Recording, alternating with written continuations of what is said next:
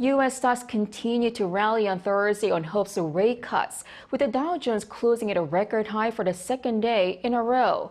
The 10-year Treasury yield also dropped further to hit below 4%. Ahn Sung-jin reports.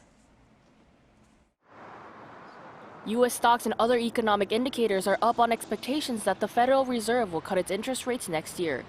The Dow Jones Industrial Average, a stock market index of 30 prominent companies listed on stock exchanges in the U.S., closed at a record high on Thursday. Its rally continued after Wednesday's market closed above 37,000 for the first time ever.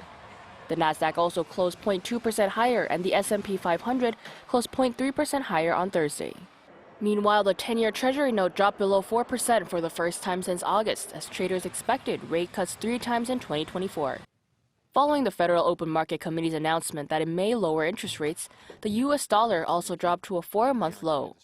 On the back of weaker dollars, oil prices settled 3% higher as the West Texas Intermediate contract for January settled at $71.58 a barrel. As inflation shows signs of easing in the U.S., retail sales in November climbed 0.3%, seeing a rebound from the 0.2% decline in October. Forecasts that the U.S. could lower its interest rates are seen as a positive for South Korea's economy and could allow the Bank of Korea to lower its interest rates. This may stabilize South Korea's property market and reduce household loan costs. However, South Korea's inflation remains high, and even if the Bank of Korea does drop its interest rates are unlikely to fall to the COVID-19 pandemic level of 1 or 2%. Ahn Sung-jin, Arirang News.